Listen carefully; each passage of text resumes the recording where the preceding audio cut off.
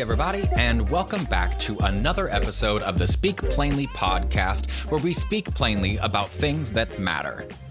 I'm your host, Owl Medicine, and today's topic is all about gratitude. My first introduction to gratitude, really as a practice, was in Chinese medicine school. One of the marvelous people that I met in TCM school did 365 days of gratitude, and I thought that was really, really cool. I mean, I didn't even do the gratitude practice, but I loved every day when I logged on to Facebook seeing her posts. I thought it was just marvelous. I thought it was super cute, and I was like, that's a great idea. I didn't do it, but I thought it was great. I thought that was super cute. So eventually I did start to develop a gratitude practice once I found out why. So in this podcast, we talk about things that matter. Why does gratitude matter? Gratitude is scientifically considered a pro-social behavior because it draws you toward things instead of pausing or pushing you away from things. Now, there are lots of benefits to a gratitude practice. Clearly, it like puts you in a good mood when you're being grateful and that sort of thing. But you can kind of break it down into psychological, social, and physical benefits. Like the physical benefits, there's quite a bit of science now around gratitude practices, and they have incredible results. The physical benefits, you get a stronger immune system, you're less bothered by aches and pains, it lowers blood pressure, and it actually encourages people who do gratitude practices naturally work out more, they exercise more, and they sleep longer and feel more refreshed upon waking. When it comes to the immune system and lowering blood pressure, gratitude practices, if done right, are actually on par with HIIT, which is high intensity interval training, which it's exactly as awful as it sounds. Trust me. And in the military, we did plenty of HIIT, especially in the honor guard, and it was miserable. They just made you run until you puked, and that was the only time that you could stop. But it's incredible for increasing your VO2 capacity, lowering blood pressure, like I said, and lots of other things. Now, the psychological benefits, you get higher levels of positive emotions when you have a gratitude practice. You are more alert, more alive, more awake. People report feelings of more joy and more pleasure, more optimism and happiness in their lives. And that's something that we could all use quite a bit of in COVID, because God, COVID sucks. So the social aspects are, it makes us more helpful. It makes us more generous and more compassionate towards others. We also become more forgiving and more outgoing. That's that pro-social behavior I was talking about, being more outgoing. And that makes people feel less lonely and less isolated. So there's lots and lots of reasons to establish a gratitude practice. I can list off all that stuff, and that might mean something to you, but it probably doesn't. You're probably not going to be interested in a gratitude practice until you meet someone who has done a gratitude practice and report the changes of their life to you, because it really is profound. Like listing off the benefits, yeah, it's great, but it's not until there is a narrative that it becomes really important. And that's awesome and ironic, because we'll be talking about how important narrative is in your gratitude practice, actually. So I love my gratitude practice. I've talked about it quite a few times in this podcast. It has saved my butt. I love starting my day, and I do mine in the morning. Some people enjoy doing theirs in the evening, and there really is no wrong time to do a gratitude practice. I can't think of any real reason not to do it at a certain time of day. I like doing it in the morning because it sets me on a good wavelength for the rest of the day. But There's no reason not to do it any other time, too. So when you're developing your gratitude practice and you go online and you search for like what to do with your gratitude practice, they say like every day or every couple of days, sit down and write out the things that you're grateful for. Write 3 to 5 to 10 things and make a list of all the stuff that you're grateful for, and then think about the things that those things that you've written down and try to feel your way into that. And that's great. That works to some degree. That's kind of how I started writing, like doing mine. But I noticed that over time, my gratitude journal pretty quickly actually went from like kind of a bullet list thing to a regular journal entry. Like I was talking and saying like, oh, I'm really grateful for these things because of this. And I'm really grateful for that because I've been having a hard time with this. And I feel so much better now. And those practices, or the practice of adding a narrative to each what would be bullet point, has been extremely powerful. On the days that I have written a more narrative style entry for my gratitude practice, I have a stronger reaction to it. I feel more peace, more easily, more readily. And that makes sense because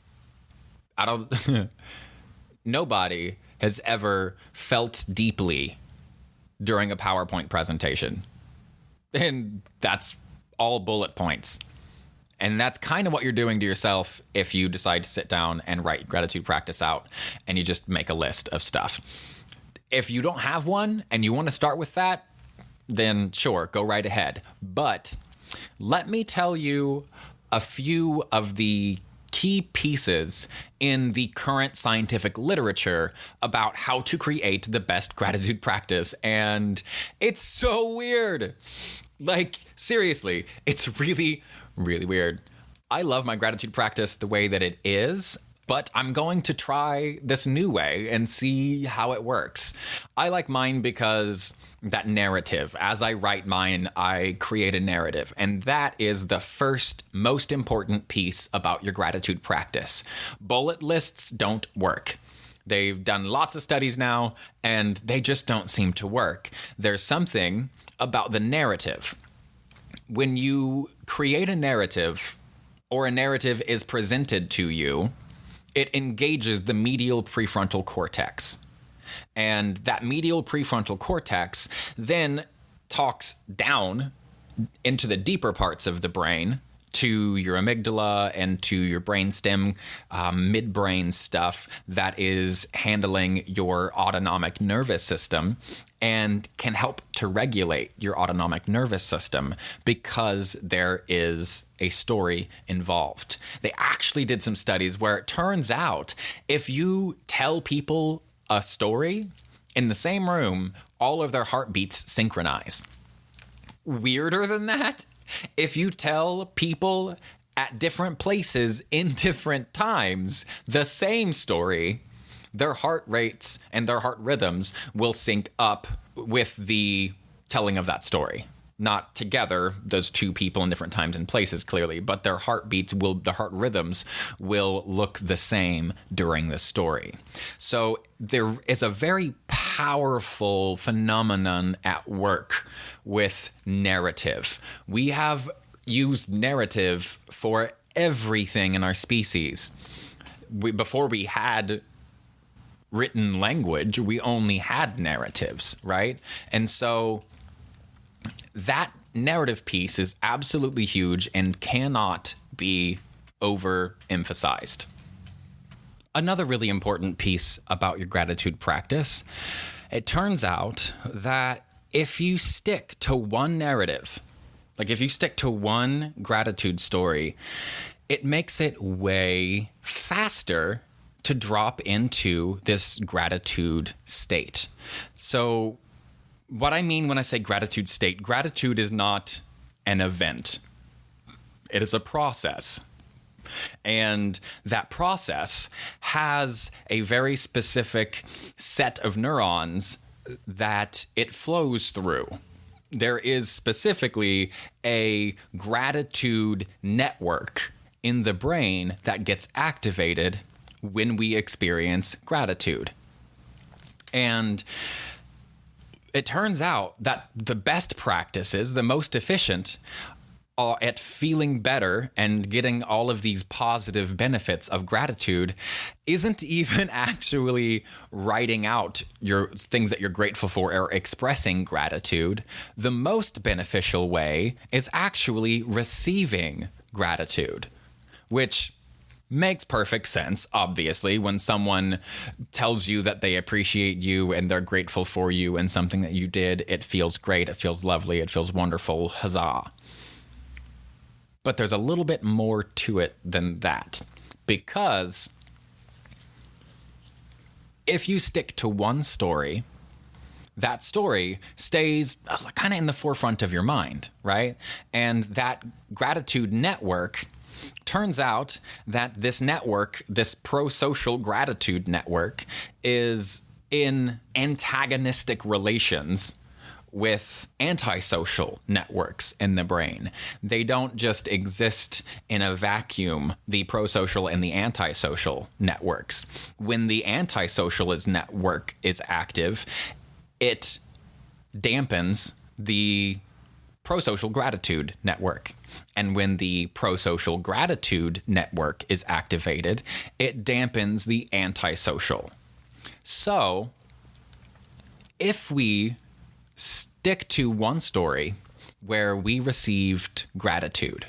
You remember one time that you received gratitude and it meant a lot to you, like a lot.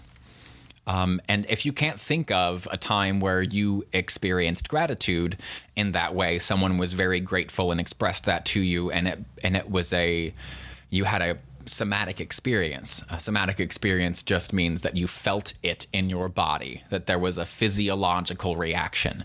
If you haven't had a somatic experience like that from someone being really grateful for you, or you can't think of one, then like what they did in these studies was they actually they watched videos of genocide survivors, and they listened to the stories of these genocide survivors, and they listened to how awful it was beforehand and how awful it was during, and then they talked about the help that they received.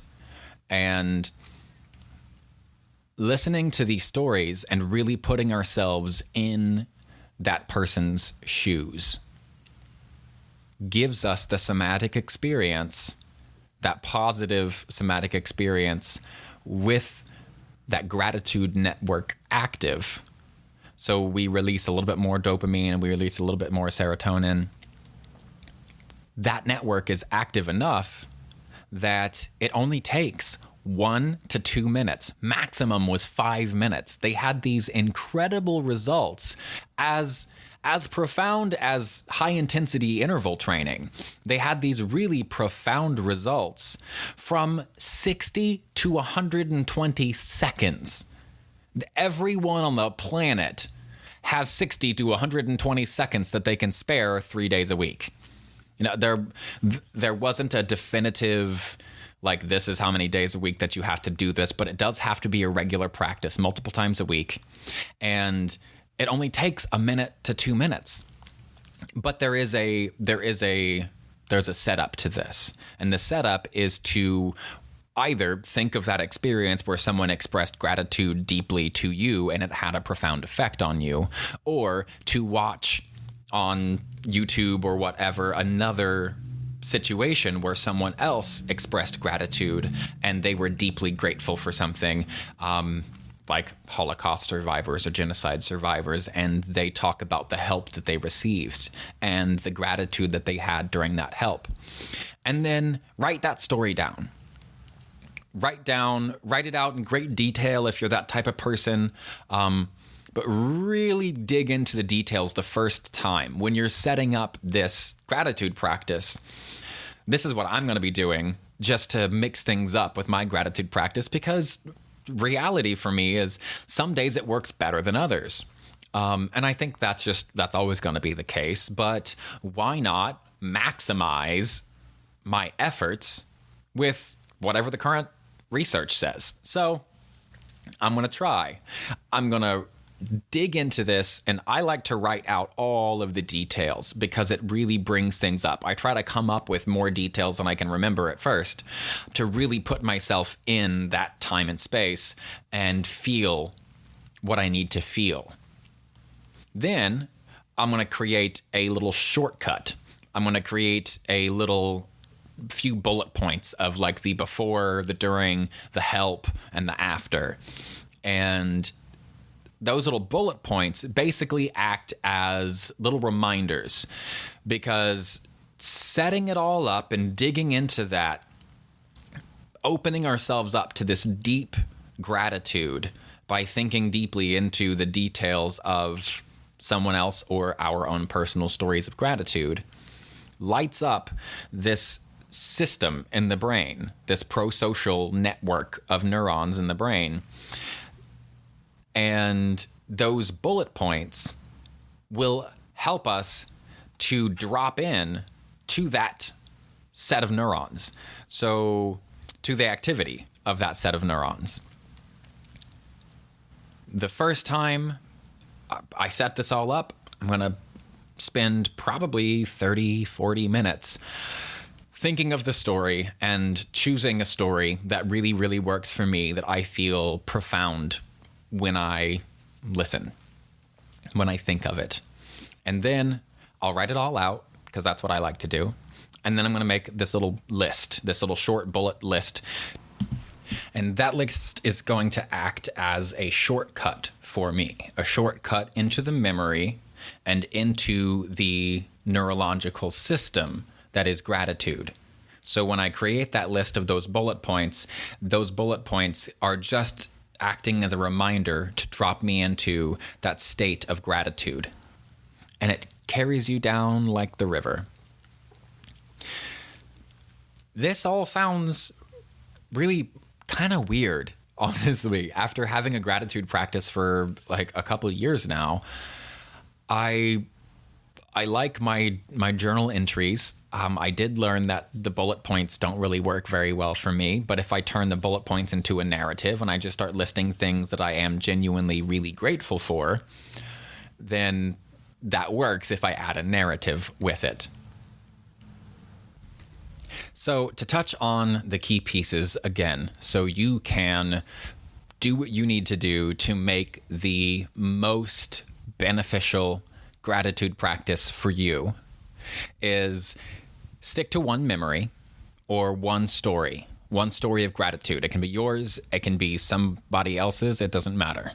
Find a story that has real impact for you and stick to it. 2, that story has to be remembered as a narrative. It has to be expressed as a narrative. It needs to include the before, the struggle, the help, and the gratitude. Number 3, it has to be regular. It has to be multiple times a week. You can't just do it once. So the way I have been doing it is it started kind of bullet pointy, like I said, but I really write just things. I don't stick to one story. I just come up with things. I look around the room and I think of things and I see things that I'm grateful for, and I write out what I'm grateful for and why I'm grateful for it. And that little bit of narrative helps me. Maybe you want to do that. But the current scientific literature says to try this, and I'm going to try it.